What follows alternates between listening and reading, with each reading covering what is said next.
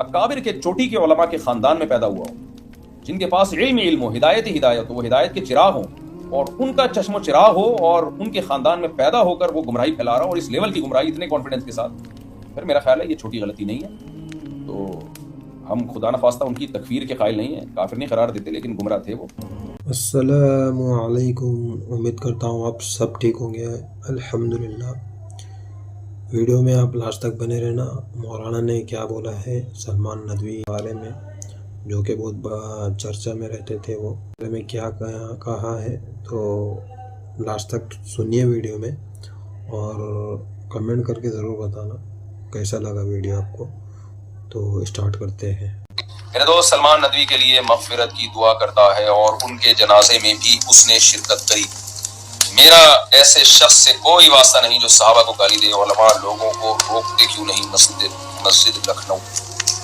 आपने बिल्कुल सही कहा है। सुलेमान नदवी साहब के वालिद दादा बहुत बड़े लोग थे, इनके ख़ानदान में बड़े बड़े अल्लामे पैदा हुए हैं, लेकिन सुलेमान नदवी साहब बेचारे ट्रैक से हट गए थे। देखो, सलमान नदवी साहब के ख़ानदान में भी अच्छे लोग थे, बाकी ये जो है ये शायद पटरी पे से उतर गए थे, तो कुछ भटक गए थे।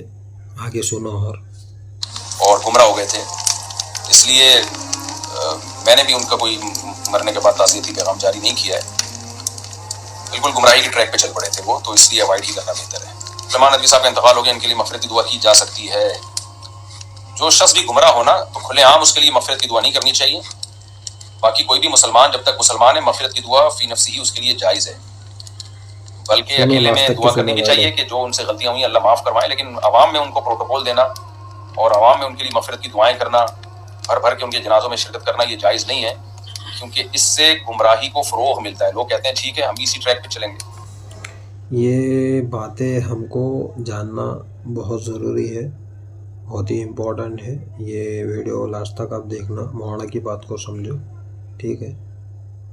हमारे नबी सल्लल्लाहु अलैहि वसल्लम जो बड़े गुनाहगार लोग होते थे, गुमराह किस्म के लोग होते थे, उनकी जनाजे से भी इज्तिनाब करते थे। नबी सल्लल्लाहु अलैहि वसल्लम ने खुदकुशी करने वाले का जनाजा नहीं पढ़ा। आपने जो कर्ज लेके चले जाते थे, जब तक कोई उनका कफील नहीं होता था, उनका जनाजा नहीं पढ़ते थे। तो आप सोचें, जो अकायद में गुमराही फैला रहे हो, सहाबा को बुरा भला कह रहे हो, खुल्ला डुल्ला कह रहे हो, और सिर्फ यही नहीं, उसके अलावा भी और बहुत सारी चीजें। तो जबकि आपके खानदान में जो आपके बाप दादे वो इतने प्यारे लोग गुजरे हों और उन्हीं की किताबें पढ़ लेते, तो आपका जो इदारा था नदवतुल उलमा, कितना बेहतरीन इदारा है और कितना अल्लाह ने उनसे इल्मी काम लिया। आप उस ट्रैक से भी हट गए, यानी चारों तरफ हिदायत का माहौल हो और उसमें गुमराही को आप प्रमोट कर रहे हो, तो ये ज्यादा बड़ी गुमराही है। देखो, एक काफिर वो है जो काफिरों के मुल्क में पैदा हुआ, और एक काफिर वो है जो मुसलमानों के मुल्क में पैदा हुआ, तहज्जुद गुजारों के यहाँ पैदा हुआ, फिर कुफ्र इख्तियार करे, तो ज्यादा बड़ा काफिर है। इसी तरह एक गुमराह वो है जो गुमराहों में पैदा हुआ, मुनकिरीन हदीस था, कोई शिया था, उन्हीं के घर में शिया पैदा हो गया।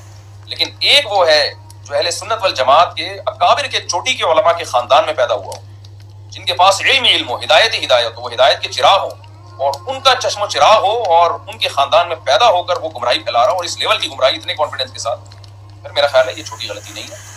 तो हम खुदा न खास्ता उनकी तकफीर के कायल नहीं है, काफिर नहीं करार देते, लेकिन गुमराह थे वो, तो फिर उनको इतना प्रोटोकॉल अहले सुन्नत वल जमात पर लाजिम है कि इस तरह का प्रोटोकॉल ना दे। तो वीडियो को शेयर करो, सब्सक्राइब करो, फॉलो करो। मिलते हैं हम नेक्स्ट वीडियो में।